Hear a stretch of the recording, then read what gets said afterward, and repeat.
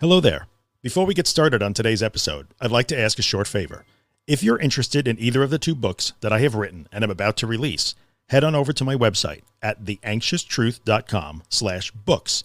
There you can learn about both books, one of which is free, and you can get on my mailing list to be notified when each book is released and how you can get it.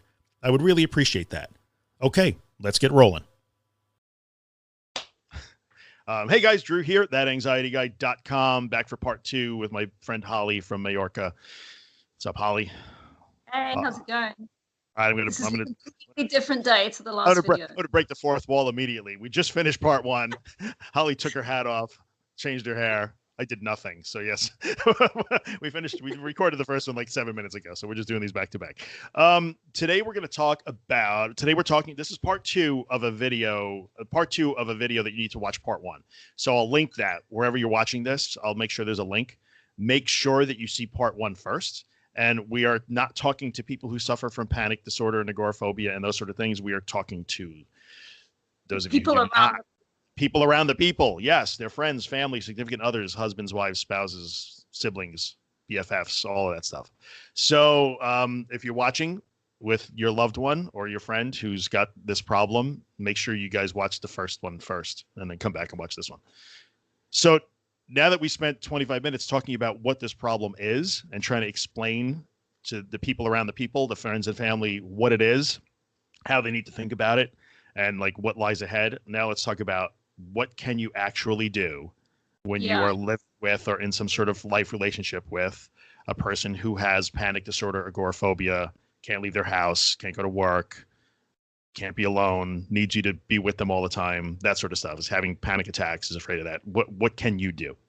Yeah, so it's very important to realize this as well, is that the person who is suffering really at the end of the day is the only person that can get themselves better, but that you as the people around that person, you can really help them, but you won't be like, the responsibility isn't on you, it's on the sufferer, but that you can be helpful. And I guess who wouldn't want to be helpful if you care about that person, you know? Right. Yeah, that's true. So you cannot, there are many people walking the earth that for the best of reasons, because they love this person or they care about this person, they want to fix it. Like there are fixers out there.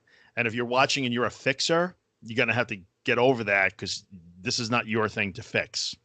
Like only the person who is dealing with the disorder can fix this. And they will, and they can, because millions and millions of people do it all the time. Holly and I did it too. And if you watch part 1, we told our little stories. So that's a good point. It's on them. Your job now is to become a supporter, a cheerleader, a motivator, a role model in certain instances. And what are the biggest, and we'll talk a little bit about, what you can do just in general, and also what you can do when that person does experience a crisis, a panic attack, what they think is a crisis, an anxiety spike, a panic attack, whatever it is. We'll talk about that too. But in general, let's talk about, what do you think? Like, let's give us some basic guidelines here. Patience, we talked about that this is not a short process. Yeah, it's definitely not a short process. It's not as if like as soon as they start doing this thing where they go towards the fear or go towards the anxiety, because this is what we're going to be saying. This is what we're saying that they have to do, is that they have to, like not run from the fear and try and break the fear by showing that they're not afraid. So it's not like as soon as they start doing this that they're just going to like get better. It can really take a long time. With some people it might be really quick, but with like some people it can take a long time, because the brain has to relearn its responses to things, and that takes a lot of practice. It's like being a concert pianist, you can't just be like, well, I've learnt my C scale and now why can't I play Flight of the Bumblebee? It's like, no. You're gonna have to sit there and play it over and over and over again until in the end your brain knows just how to do it without you even thinking about it. Like it's the same sort of thing. It really, really, really is. It really is about practice. Yeah, that's true. And everybody's a little bit different. So in that case, the everybody's different thing does apply. Some people are just naturally fast learners and adapters. And I think you have to understand too that that person's personality does play a role in this to a certain extent. Like if your special person is more aggressive and tends to be a little bit more forward and accepts a challenge and is a little bit more bold, they tend to go a little faster because those people are more likely to say, all right, I'm going to do this. I'm going to go into the fear. They'll show more courage because courage is part of this in a big way. So you need, it's a Yeah. huge part of this. So you have to understand that your special person here, your friend or whoever it is has to start to find that courage. And we start from the premise that we all are courageous. Like, they will think that they're not, but part of your job is to remind them sometimes, like, you came from the factory with all the courage that you need in there. So some people already know that and they can tap into it and go. And some people have to, like, they don't think they have it. So they have to prove that to themselves first, and they might go a little slower. So Yeah. yeah. But And I they're would learning also new say skills. that people who might have a hard time like ditching their own beliefs, like, they're going to have to learn to like not trust themselves and to put their trust in kind of like the collective of everybody else, because they're going to have to model their behavior on what everyone else thinks is appropriate things to worry about and what Yes. isn't. Like, Yeah. you have, when they're going like, oh, but you know, what if I've got it at the minute. We're looking to buy a house, and I like being on the ground floor. I'm really weird about heights. And we looked at this flat, and it's amazing, but it's got a balcony. And I'm like, but what if Misty climbs over and falls down? And it's just like, how many people with kids do you think like live on balcony and heights and everything? And I'm having Right. to realize it's not the thing, it's me. Everyone else is fine about it. Do you know what I Yeah. mean? I'm like, it's me, isn't it? It's me. So I have to learn to ditch that fear, because it is actually irrational, and I have to Right. learn not model everything in our lives around this kind of weird irrational fear. That's a weird example, but like, No, but it applies, I think, to a certain extent. Yeah. So yeah. so your special person is has to do that and say, because imagine what's the easier thing. Almost everything they're thinking about, they have to ditch that, because they're going to be Exactly. extreme in what they're thinking. Like, oh, you had that thing where you didn't want to drink the milk first because you Yes. thought it was I thought, poison. what if it was poisoned? Right. I had that as well. I had to ditch that. I had to say, like, this is ridiculous. And so in a way, like, and the reason why they will be resistant to ditching those thoughts, or they'll hang on to their old habits, is they truly believe that they're keeping them safe. So all you want them to do is walk down the block and mail a letter, or walk down the block and pick up your daughter from the bus stop. That's all you want them to do. But to them, in their brain, especially in the beginning, they're thinking like, you are sending me to certain death, and they believe that. So what's easier? Like, let me go and walk down the block to certain death, or let me hang on to the belief that if I just find the right herb or pill, or do something different, or keep going to the doctor to look for something, they want something to be physically wrong so they can just fix it and this will all go away. That sounds a lot easier than walking to certain death, which they think they're doing. So just be patient, because some people can do that faster and some people cannot. I think we're not talking, it's probably safe to say we're not usually going to talk about years here. Some people see really fast progress in a matter of weeks. Not perfect. No one goes back to normal in weeks, but like, I was pretty fast once I got my acting gear, and some people will take months and months and months, but that's okay. It is what it is. I mean, I suffered 20 years, and once I realized that I'd sort of worked on other bits, you know, but not the final, like, not this. I hadn't really realized this. Right. And so when I realized it, I'd say within 6 months I was completely better after 20 years. Yeah. Which is, that sounds about right. That sounds about right. I would say that, I think somebody asked me and I said within 6 or 8 months I was 75% normal. And the other 25% were just things that I had to intentionally try to do, because I didn't need to fly to Los Angeles that day. So, like, how do I tackle that if I don't need to do it? But so that's even now I'm still sort of unraveling little bits, like the balcony thing. Right. You know, like, right. So stuff may linger for a long time, but life gets back to pretty normal relatively quickly within months. 6-8 months. Most people are pretty far down the road. Some people will take longer. So anyway, patience, number one principle for the people around the people, is you got to be patient with your person.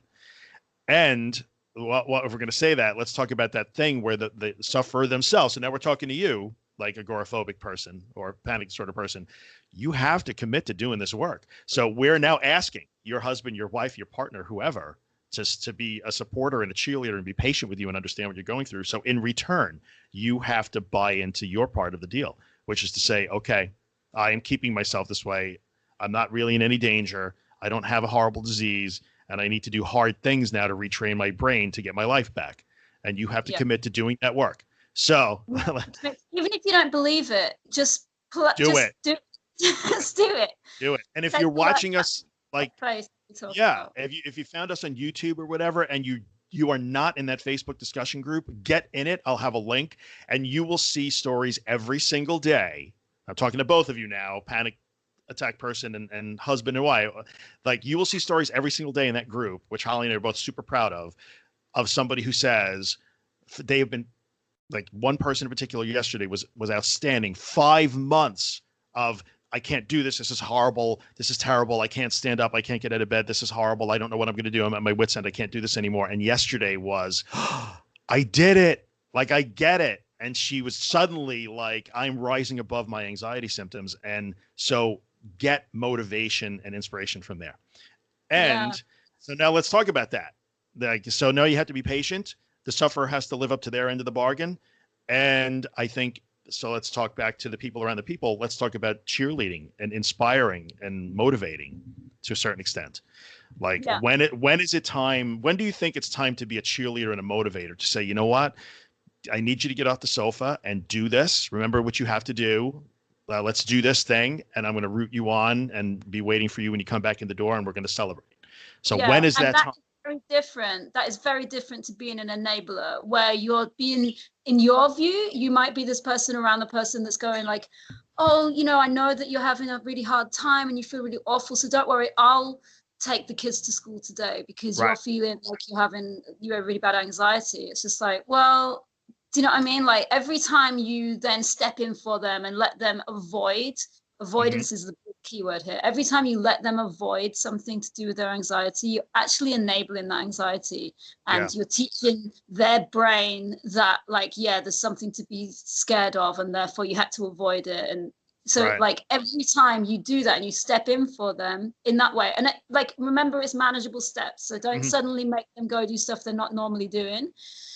But like, that's the difference between, so it's coming from a good place, what you're doing, but it's not actually helping them. So like, every time you letting them get away with like canceling plans and stuff because like, oh, they're just not feeling too good at the moment. And so like, surely you understand them, and they might put a very big emotional guilt trip on you as well. Like, if you love me, then you'll like let me just avoid all this stuff and hide away. It's just like, but also, if you love them, you're gonna like want them not to like shrink their world to like this far around them. Right, exactly. You know, you have to like find that weird like balance of being like loving and supportive and sympathetic and understanding that what they're going through is real to them, and also like pushing them up and cheerleading them on, you know, cheerleading like, and inspiring. That has to be the work. So it's sort of pointless you just like forcing them to do stuff, because they kind of have to, you know, you can lead a horse to water, but you can't make it drink, you know. They have to do it, but it will be very helpful for them if you understanding this process that they're trying to go through and helping them to go and do these and to face their fears and to be like, wow, you did an amazing job, like, you know, and not be sarcastic because they went to the shop, but to actually be like, wow, I know that was really hard for you and I'm really super proud of you, because that's going to inspire them to want to do more and more and more things that get them out of this zone, right? And I think understand that the things that you're going to ask them to do, that you're not asking them to do, you're reminding them that they have to do this work. And these could be as tasks as tiny as if your person is stuck on the sofa and hasn't left the house in 6 months, the task could be as tiny as like putting on their shoes and putting on their coat and just standing by the front door until they bring their anxiety level down a little bit. So it could be a tiny little task, or it could be getting out and taking a walk or taking a drive or something. So whatever it is they're doing, always remember that it is hard. Like, it is hard, and that's why they don't want to do it. And what Holly was saying is, you can't let this person off the hook, or you should try not to. Don't enable their avoidance, because the logical thing is to say, I'm having a bad day. This person will want to say, well, I'm really anxious today, so I'm just going to get my act together. I'll feel better tomorrow, and I'll do my exposure work tomorrow. But no. It's the opposite. It's more valuable when you do it when you feel badly. Yeah. Every time they do something that's hard for them, they learn so much more. It's like a really great practice session, you know? Whereas every time they do something because they were already feeling okay, Like, Yeah. I mean, fine. that's fine, but you didn't really progress Didn't much. learn anything. Yeah. Correct. So the biggest mistake that many people make is like, well, when I feel better, I'll go out and take my walk, or when I feel better, I'll take a ride to the store and buy milk. It's not that. You have to do it when you feel badly.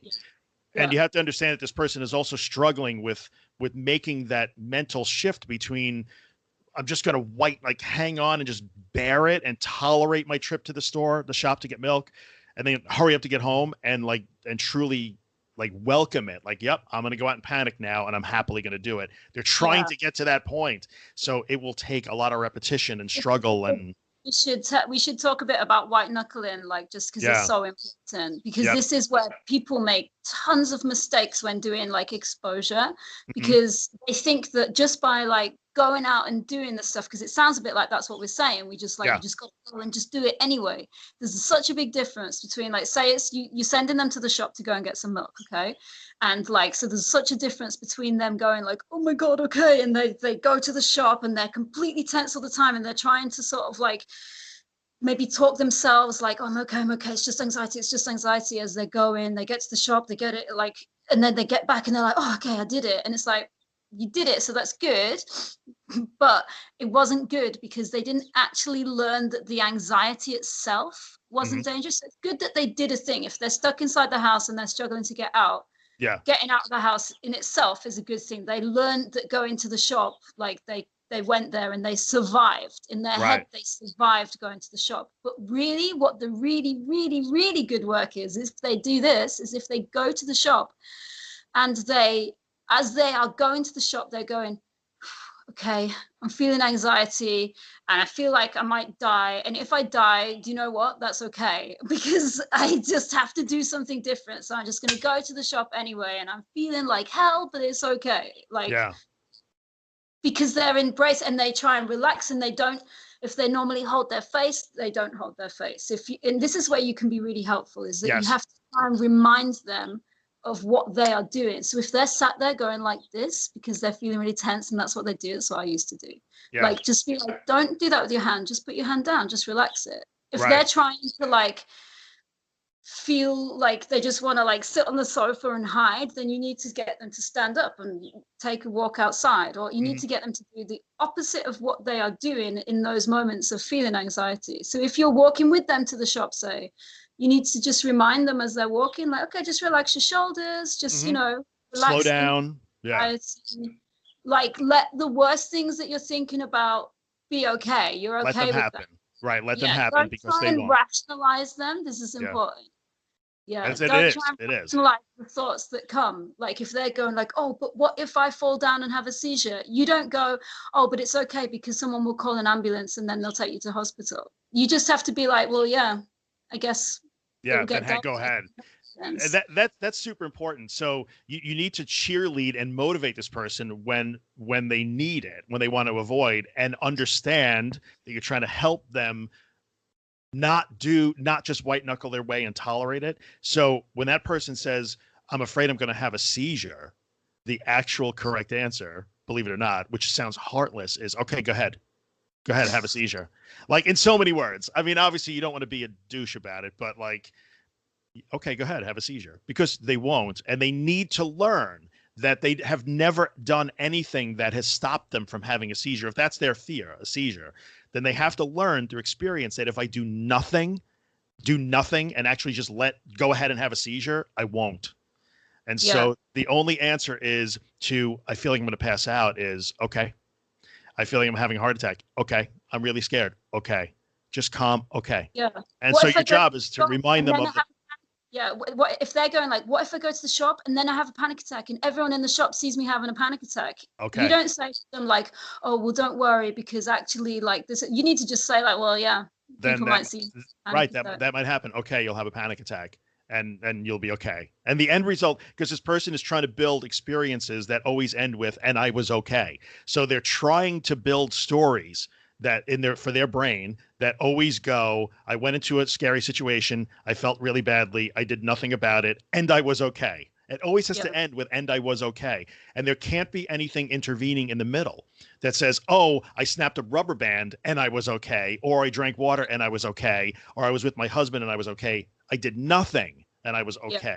So keep that in mind as you're doing that supportive sort of cheerleading thing. You're asking Yeah. them to do things that are hard for them, and they will probably in the beginning be white knuckling their way. And it's super common for the person to say, "Oh, I'm accepting my anxiety now. I'm not fighting it. I've accepted it.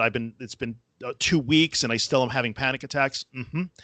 Because the first couple of times, the first stage of this is they're going to white knuckle their way through it. So you can help them by reminding them, like, "Hey, your shoulders are up around your neck, or like, why are you going so fast? Slow down." So there's some basic principles: slow down, relax your body, learn to put your focus where you want it to be. We always tell them, like, focus on the tip of their nose and breathe, focus on your breath, let those anxious thoughts scream at you. These are the things that they need to do, right? And so you have to be cognizant of what they're trying to accomplish and to help support that. And here's a big thing, because this is often very like bad information that gets given to people that are having a panic attack, is that they get told to like distract themselves. Right. So like, like talk to them, like do a quiz. I used to get like my husband to like give me quizzes and stuff. Yeah. That's like not just good. to try and distract myself out of it. But distraction, this is where this is the whole key that I didn't know for years and years and years, was that avoidance maintains anxiety, and that avoidance means not only avoiding going places and doing stuff, but it means trying to avoid how you're feeling at that time. And by distracting myself and asking for quizzes was trying to avoid how I was feeling. Right. And so you see like the difference. Actually, I should have just sat there, I just sit there and feel it, and then it passes and I realize I learned a lesson, that there was no danger and it was just adrenaline going through my body and it's gone. That's what you need to learn. But so by going like, "Oh God, I feel awful, like distract me, talk to me, let's talk about anything," and then because it will work, it will distract them out of it. It's a degree, it will help. Yeah. But it doesn't learn them a lesson. So it might feel like a short-term fix and tempting to be like, "I'll just distract them out of this panic attack." But actually, like in the long term, it doesn't teach them anything. And it's the same with taking a pill. Take a benzo because they're having a panic attack, like it doesn't teach them anything. The benzo will relax them and then the panic attack will go. But it would have gone anyway. And what they have learned is that you saved them, or the coloring book, or asking them questions, or talking about last year's summer vacation. They will think that saved them when they didn't need saving. So they need to learn. So your job is to like understand this and try to help them navigate those waters. Your job. That's terrible. I shouldn't say that. That's putting pressure on people. But if you want to be helpful, like keep these things in mind, because they will forget when they're in the midst of like a panic, especially in the beginning when they start doing this work. They will tend to revert back to like, "Oh, I got to run home. I have to." They'll forget all of these things. So your part of how you can be helpful is let's talk about that. So while they're actually having a panic attack, like now it's in full force, we got 5-alarm panic happening, and there's the internet is full of like the top 5 things you should do when your wife has a panic attack. No, we'll tell you what you're supposed to do. So, right. So now whatever the situation is, you're at home or that you're out and this person has ventured out and you're with them and it happens. The worst thing that they could think of happening, the full-blown 5-alarm panic attack happens. So what do you do? And if you love this person, you want to save them. You do, because you don't want to see this person terrified and suffering. And believe me, I have seen and interacted with many people who go into very extreme states. They're crying, they're screaming. I've known people who say they literally throw themselves on the ground wherever they are. Please help me, save me. Like all that stuff happens on a fairly regular basis. So what do you do when you're with that person now? Go ahead. Yeah. It's all you. Okay. So the first Take it, Holly. So the first thing you should do is recognize that they're having a panic attack. Like don't get sucked into their sort of like, well, what if it's something else this time? That you can tell when they're having a panic attack. You've seen it 100 times before, right?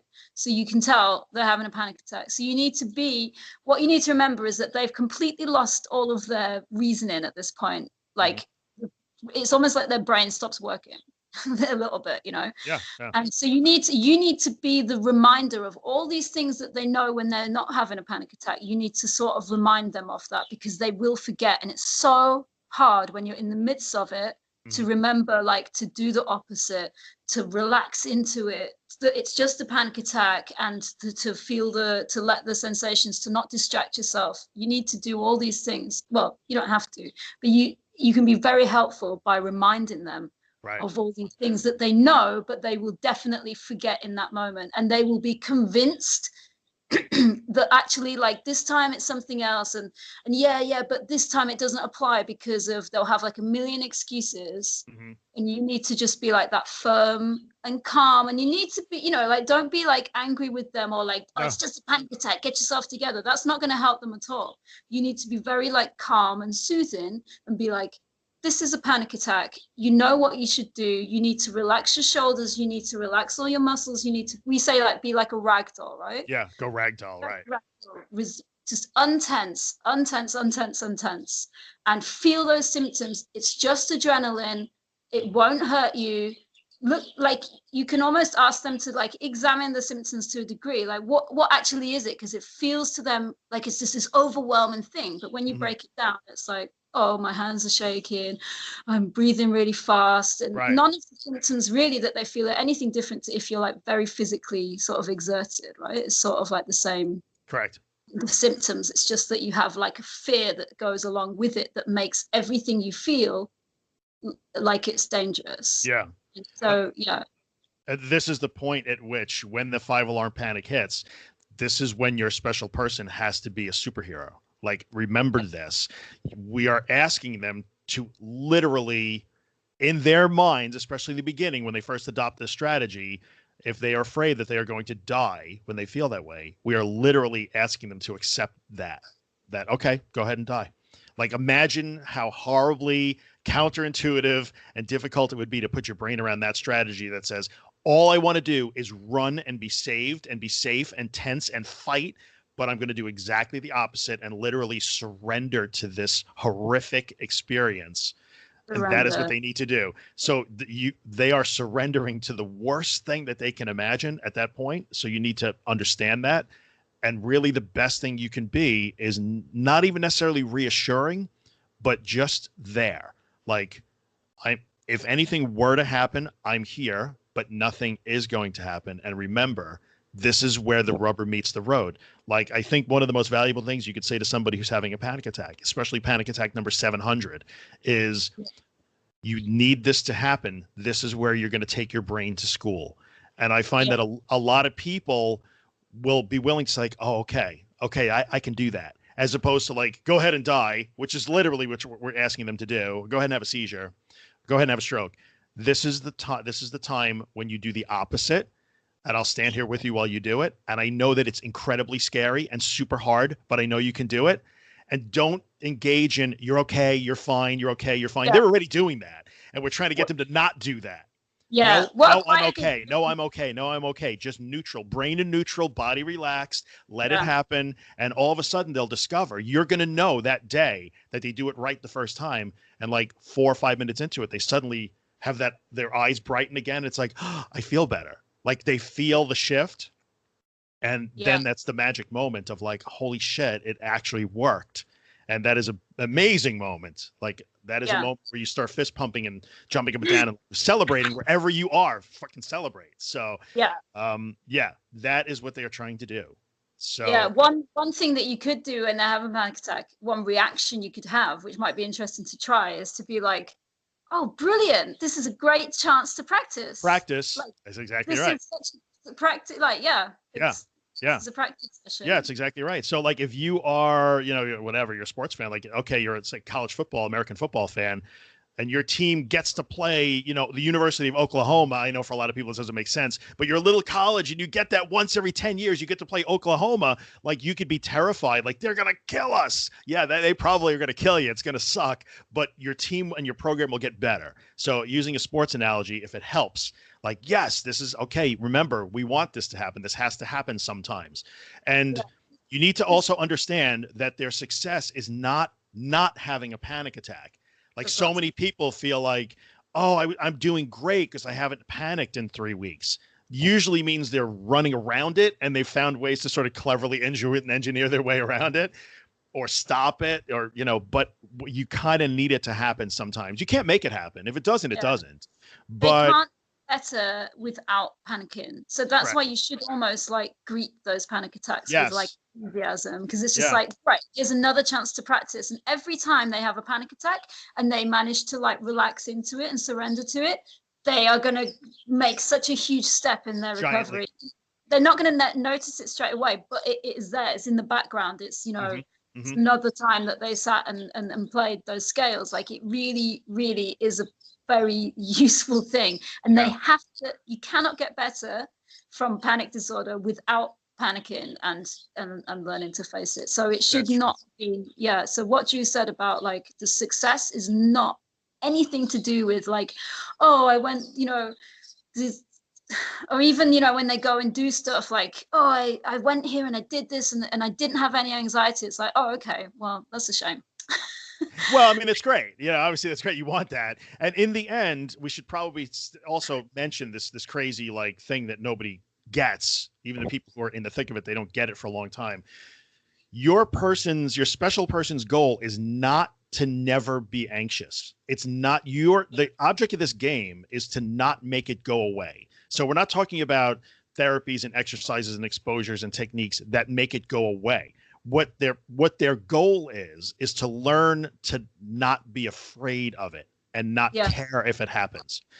So when this person, whether you're with them or not, when your person is out and they're doing the work and everything's been going pretty good for a week or two, whatever it is, and it's working great and they're working the system and they feel like they're making progress, and either you're with them and panic happens and they fall apart, or they come home and they're a wreck because they panicked and they ran home. Your job then is to remind them, you're not back at square one. This is not a setback, because they're going to think that like, oh, I ruined everything. I thought I was great. I'm never going to get better. This is honestly, setbacks don't exist in this. There is no such thing. There is no such thing as a setback. So in that case, your job is to sit them down and give them a hug if you need to, and be compassionate and say, this is not a setback. Remember, you have to feel that. So, okay, maybe you panicked and you freaked out and you went back to the old ways and you ran home to be safe. But do you think that was right? And they're going to say, no, I know I shouldn't have done that. Okay, no problem. So let's get in the car and go back to that spot right now. If you can, that's the best strategy, is to get right back on the horse immediately. Or if you can't, because the situation just doesn't, you just can't, can't recreate the funeral or the wedding that you're at, do something else to simulate it and just make sure that you understand. And this is where you're cheerleading yet supporting. Look, I know that's really sucked. I'm sorry that this happened. I know you feel defeated right now, but you're not defeated. You're not you're not defeated. Remember, you have to go through those things constructively in order to move forward. So that you guys are not working together toward, don't expect that your friend or wife or spouse, whoever it is going to do this and stop panicking or stop having anxiety. They won't. That's the secondary result.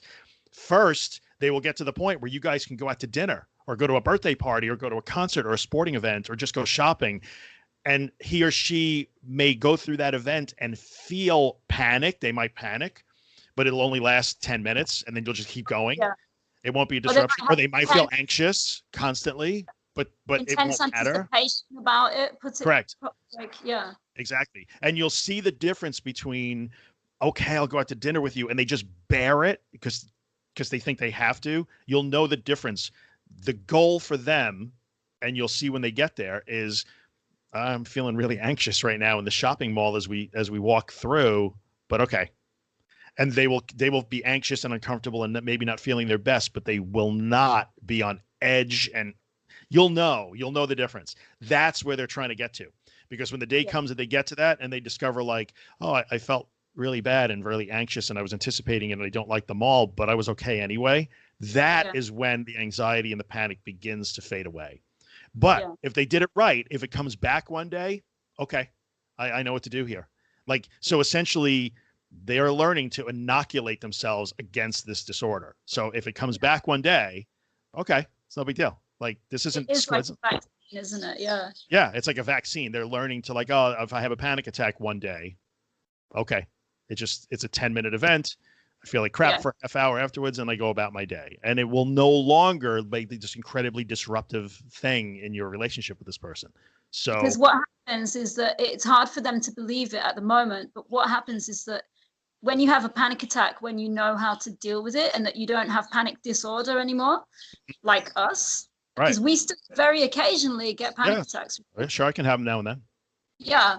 And it's just like, it's annoying and it's like not very nice at the time. But honestly, like, I don't even think about it afterwards. It doesn't affect my life. I don't avoid anything. I don't change any, like, it just doesn't Right. matter. It's like just being, it's like being like ill, like physically for like a 20 minutes or something, you know, like Yes. it Yeah. really isn't like a thing that is a problem. And you can have a panic attack whilst doing all the stuff you normally do anyway, you know, like actually, Right. like you can be in a meeting with people, you could be driving the car. I've had panic attacks on stage singing and playing, you know, and like actually it doesn't even matter. Like it's so sort of irrelevant. And when Yeah. you realize how much you spent of your life trying not to have a panic attack, and actually that was what was causing all the panic attacks, Was the trying not to? Yes. oh, it Exactly. makes you want to like hit yourself, you know, like Yeah, yeah, and I think in the end, I mean,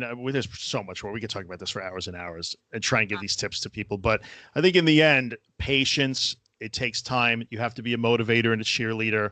You have oh, to be I've a got something. role model, but you also, oh, you have something else. Go ahead. Let's throw it in there. Yeah, this is really for the people around the people, like, because I would like it to, I think people in human nature feel like when they're feeling bad, feel like they have to withdraw away from people and not be around. Like this is more for like maybe not the like the significant other or the very close people, but more like the sort of more like the friends or like the Yeah, sort of more surplus people right. that like it doesn't matter. Like if your person doesn't want to come to dinner with you or to the party or around to your house or meet you for coffee because they're scared that they might be feeling bad, like you should also make it clear to them that like you don't care if they're feeling bad or not. Do you Yeah, know what I mean? Like that's really good. why should they feel like they can't be around you because they're not feeling like 100%? Like it's just Yeah, bullshit. yeah. So So you should that's really true. try and draw that into them that like it just because people are feeling bad doesn't mean that they should try and withdraw from being around people, because that really isn't the case. And No, nobody would,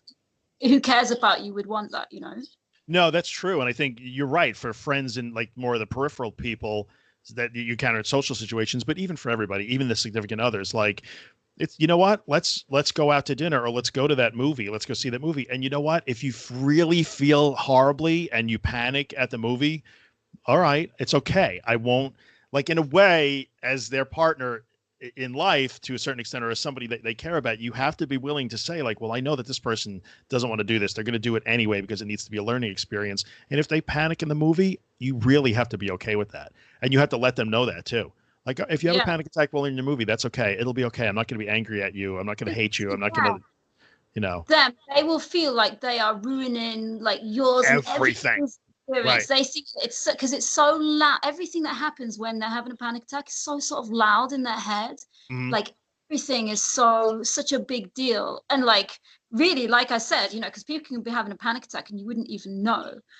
But inside their head, it's like this huge crazy thing. And so you could Yes. be sat to someone in the movie theater and they're having like huge panic attack and you wouldn't even know. But to them, they're like, oh, I've completely spoiled your whole experience. It's just like, I Yeah. didn't, Yeah. man, I don't care. Like, Right. So the best thing you could do is to, first of all, you have to truly feel that way. So if you are in that situation where you're like, if you panic, if you in your head, you're thinking, if you panic in this movie, I'm going to lose my shit. You got to work on that. Like, if yeah. you really think that, like, so you have to really truly say, like, you know what? I don't care if you panic in the movie or if you panic at dinner. I would rather that happen and we be together and we try and do this thing together. So you have to be on board with that. First of all, you can't pretend. But I think there was something else that I was just going to say, and now it went out of my head because I started saying another sentence, which was a big mistake. But that thing, like, that thing where they feel, let's address the center of the universe issue. I mean, we're 40 minutes, but let's address that anyway. I think one of the things that becomes the most stressful factor in a relationship, whether this is your friend or your spouse or partner, whatever, is the fact that you may begin to look at that person as like, it's always about them. It's always about them. Why is it always about them? Everything is about them. And you know what? Here's truth here. Here's real talk. Like for somebody who is dealing with an anxiety disorder, panic disorder, agoraphobia, since they are driven entirely by how they feel and a fear of how they feel and what they think, it is all about them. But they're not being selfish. So you Yeah. need to accept and understand that this person, I mean, there are selfish people in the world, so it's possible that that person is a They selfish might be person selfish by about nature, that. right? It's possible. But in the bounds of the disorder and what's driving their behavior, they are not trying to be selfish. This is not an ego thing that says, I want the world to revolve around me. Please revolve around me. They'd rather not, really, but they can't help it. So, yes, they are continually driven by being worried about what they're thinking and how they're feeling. So no matter what the event, they will turn it back into themselves. So Yeah. like, oh no, I woke up this morning and the hot water heater broke and there was a flood in the basement. Now I'm going to have a panic attack and be in a tizzy. And all you want to do is call the plumber and fix it. And your husband or your wife is panicking and like sitting on the sofa in tears. And you might think like, Jesus, like this is so selfish. Why are you so self-centered? They're not trying to be self-centered. They just take everything and reflect it right back inside, and they focus inward on how does this make me feel? How do I feel now? How do I feel? How's my heart doing? How's my breathing? Am I tingling? Am I panicking? Am I nervous? Like, so it's not being selfish. They don't want to do that. So you have to understand that, yes, you're getting resentful, especially if you're close to this person. This is your life partner in some way, and you feel like, Jesus, everything revolves around them. If you help them through this process and understand, like, when you feel that, really the best thing to do is say, like, okay, let's remember here, sit down quietly and rationally and say, I know that the hot water heater flooding is really stressful, but remember that stress doesn't have to become panic. Like Yeah. you're taking this and turning it in on you're doing that thing again where you turn it in on yourself. Not you're doing that thing where you're selfish. It's you're doing that thing again where you're focusing inward when really the problem is all the water in the basement. Let's focus on that and solve it. And it'll get them out of Help that. them try and keep their focus out of themselves. Right. The real problem here is that there's water in the basement. The problem is not that your heart is racing. So you have to gently remind them you're doing that thing again where you're focusing on yourself. You're turning it inwards. And it's not about that. It's about the water in the basement, or it's about the fact that the dog just ate dinner and we have to find a new dinner or whatever it is. So we see this in the group a lot. You know, people will go through like a very extreme thing, like maybe like their granddad just died and they were, you know, like at their bedside when it happened, and like all this horrible stuff happened, and all they're talking about is how they feeling because they're having anxiety. And it's just like, whoa, why are you not like more stressed about like the actual bad things that are happening? Correct. And that's what, like, that's how sort of, like I was saying, everything's so loud and sort of just such a big deal, and it's all this thing, and it is just this crazy sort of irrational thing. But here's the good news, is that every time they do that thing where they have a panic attack and you help them like remember to relax into it and face it and accept it and surrender to it, and they learn that thing and they make that progress down the road, down these 6 to 8 months or however long it takes them, not only will they learn that when they have a panic attack, like it's not such a big deal, and that it doesn't like become, they don't start like avoiding all the stuff in their life to try and avoid it. So, but actually like the panic attacks will become less and less as well. And then all the other stuff like lifts. It's like they're in a fog at the minute. Right. And it's not really quite them, you know, like they're in there, but like they're so in this fog, they can't see outside of it. And when they make this journey and they go through these steps, it all starts to lift, and all the negative thoughts that they've been constantly bombarded with will start to lift, and the rationality will come back, and the sensitization, we call it sensitization, where everything's like a trigger, everything, you know, like, oh, they're always scanning, right? That'll stop. A big loud noise because you cheered the football result, like that's not going to cause them to have a panic attack anymore, like, you know, like them.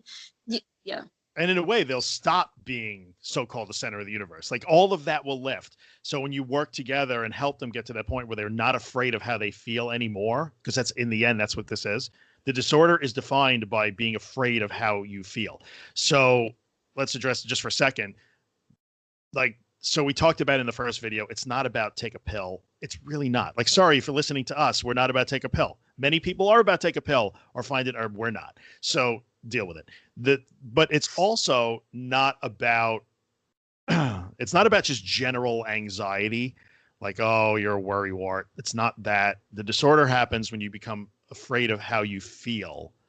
You're constantly And afraid of how you change your life feel. because of it. Yeah. And you change your life because of it. So remember that there's a big difference there. And when they lose the fear of how they feel, which is an irrational fear, because how you feel doesn't hurt you, and what you think doesn't hurt you.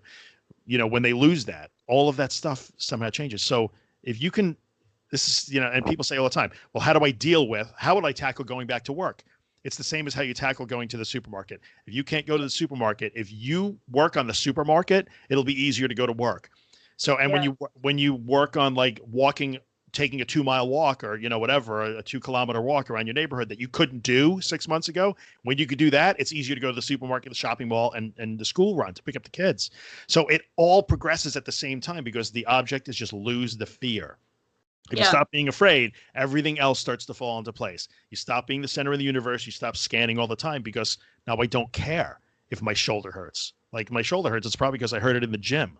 And I'm not thinking anymore that, oh my God, that sends me into a total inwardly focused ball of anxiety. It doesn't anymore. So help them do the hard work and be patient and understanding and firm and compassionate at the same time. And it isn't about you, even though maybe this has really negatively impacted you for a very long time. If your person has sat you down to watch this video, then I think it probably means that they are ready to try something different. So do your best to forget the weeks, months, even years of like, this has ruined my life or our life. And like, try to think of this as, okay, this is something new we're going to try now. And it's proven it works so well. Like, okay, I'll get on board with this. I'll do it. Like, you got to buy, just so if anything else, like buy into this process and buy into it and help them buy into it. And like amazing things will happen. Not a miracle cure. It takes time. It's really hard. It's not a linear process. There's ups and downs, but you know, there you go. So our 20 minutes turned into 50 minutes because there's just so much to talk about. And I would say that this is good. Like, you know, you guys could talk. Like, this maybe is a reason to start discussing things. And if there's questions, join the Facebook group or comment on the video. And we always do our best to answer. Might not every day, but I try and check my YouTube comments on a regular basis. And like, it's a discussion worth having because there's a light. Like, you have to understand that there is a light at the end of the tunnel. Yeah. Well, I'm going to add one more thing is that, like, careful not to go down the route of like things that are sold or like, you know, like shown to help for people for stress is not the same thing as people suffering anxiety. So don't be like, oh, I bought you like a weighted blanket because I heard it really helps with anxiety. So like, now like you'll feel better because like all of these things help people with stress do not help people with an anxiety disorder. Do you know what I mean? Like, this is really what we've been talking about, this surrender and accepting. Like, if the person is suffering like panic attacks and agoraphobia and heightened anxiety to the point where it's changing their life, a weighted blanket isn't going to help them. It's really only this, what we're talking about, that will. So it's quite important to like maintain the focus on this like method. And the fact that you're dealing with an anxiety disorder, you're not just dealing with worry or just anxiety. With the term anxiety is so overused and misapplied in a lot of instances. But you know, if your husband or wife is just concerned because they're having a hard time at work or you guys are having money issues and stuff like that, that's different. So get him a weighted blanket if you want. That's totally fine. You know, whatever. Like, take St. John's wort, whatever you want to do. That's a different thing that we're talking about here. And the one other thing that I want to add, and I keep thinking about stuff, is me too.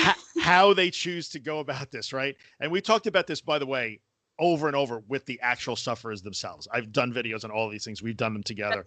But all of the videos. Yes, that we've done, watch them if you want. It might help you. Right. It might help you. That's exactly right. And I think trying to remember also that the root cause of that anxiety, a huge, huge, huge topic. And many people will say, well, let's talk about it.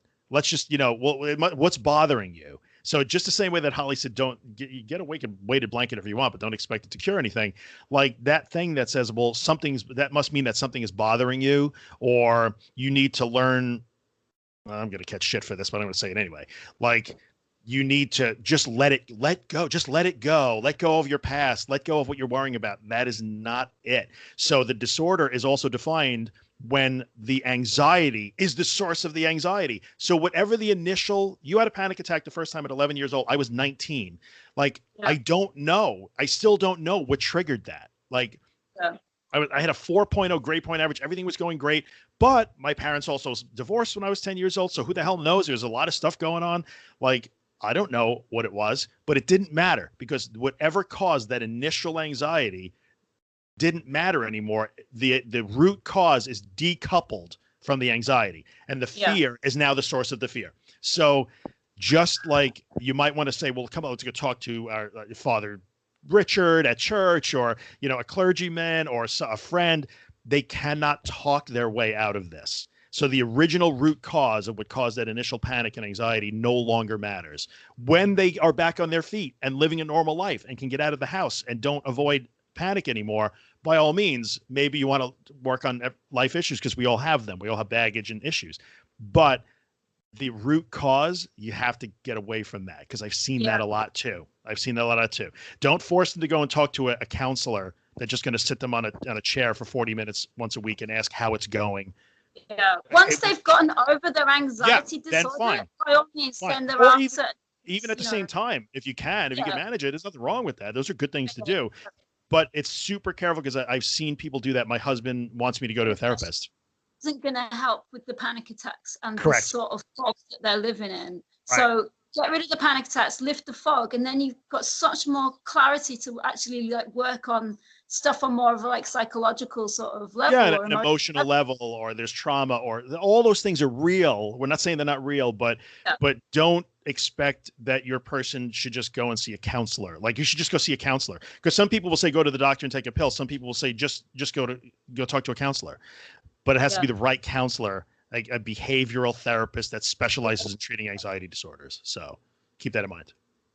Okay, I think I'm going to have to go. No problem. We're all good. So thanks for tuning in, Holly. Thank you so much for taking the time. Super helpful. Find us wherever. Facebook, thatanxietyguy.com is a start, and you can find all the links from there. And comment, question, whatever questions you got, we'll answer them whenever we can. Thanks, Holly. And thank you guys for joining in. Bye.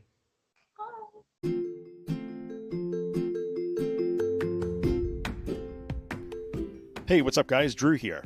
In the 5 years that I've done the podcast, I've never had a sponsor. But now it's time for me to put in a little plug for the day job, the business that I own. And that business is managed WordPress hosting. So if you have a website and it runs WordPress, and you'd like WordPress hosting that makes WordPress faster, more secure, and way easier than you ever imagined it would be, then check out Helix. You can find us online at imhelix.com. That's IAMHELIX.com. We took a long time to build Helix. I'm super proud of it. It works spectacularly. We take really good care of our customers, and I promise we would take really good care of you too. So if you're in the market for WordPress hosting that will blow your mind, check out Helix. I would appreciate the consideration. I thank you for coming by and listening, and I'll see you the next time.